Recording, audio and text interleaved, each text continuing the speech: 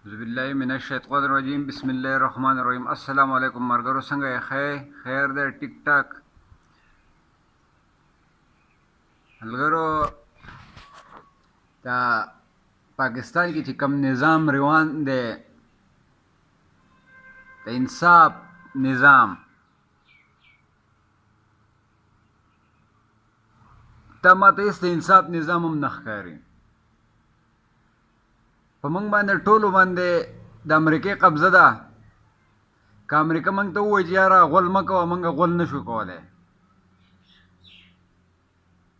څه خبرې چې زه کوم په غور سره واورئ، او بیا ترې تاسو ځان له یو نتیجې وباسئ چې زما د دې خبرو مطلب څه دی.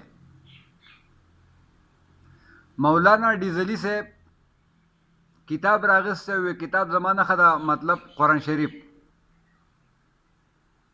زه به وی اسلام راولم.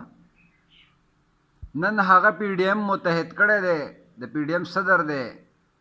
که ده ته د صدارت عهده میلاو شوه، نو دی به ډېر د شریعت نظام راویستی شي. خو که مسلمان یالو، په رښتیا مسلمان یالو، که د یهودیانو ایجنټ نه وي، نو الو به دی دا کار وکړي. که نو واضحه ده چې دا د یهودیانو ایجنټ دی. ښه، دویمه خبره د نواز شریف عدالتي نظام زمونږ ډېر سست دی، ډېر زیات سست دی.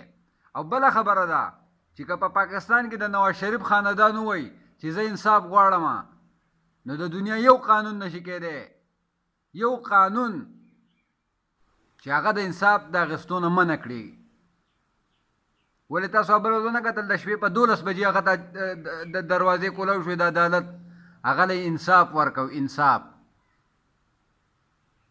ما او تا کلاړ شو، ما او تا ته د عدالت په هغه ټایم کې ما ته تا ته ووایي نه، وایي لا ګڼه ده، ستا نمبر لا نشته. زمونږ هغه شی ټال مټول ټال مټول ټال مټول راښکلی شي، په کلونو باندې راښکلی شي.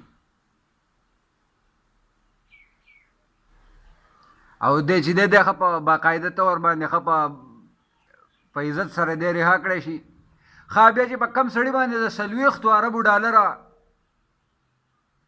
غلا ده، اخو څوک د چپړاسي په نوکرۍ کې هم نه پرېږدي په چا باندې چې غلا راشي. او دی نن راغلی دی وزیر اعظم شوی دی. ښه، درېیمه خبره چې د پنجاب وزیر اعلی د هغه زوی شو،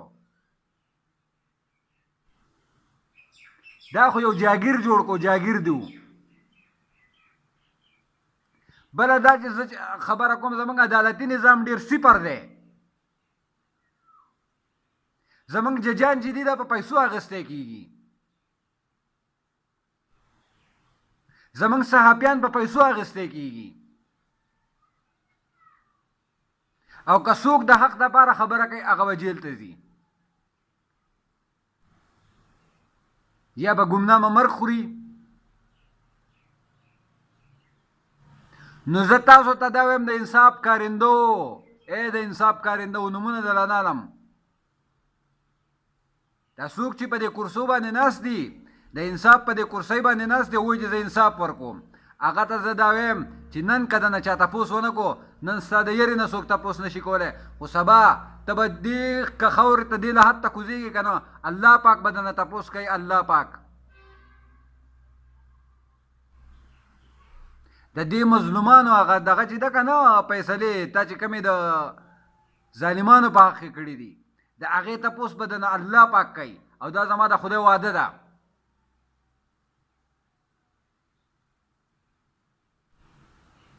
دا زما د خدای وعده ده. ظالم چرته ډېر ټایم نه علي.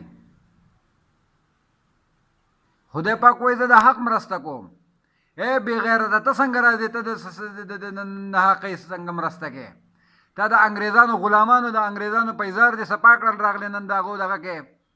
تا د شپې په 12 بجې باندې تاسو عدالتونه کولاو کړل. دا یو دغه دپاره، د عام سړي دپاره خو د ورځې هم عدالت کې فیصله نه کېږي.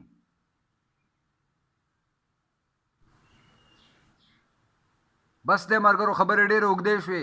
څوک چې نه هوښیار یا به په دې خبرو پوه شي. پاکستان زنده باد، افواج پاکستان زنده باد. Pakistan intelligence agencies जिंदाबाद.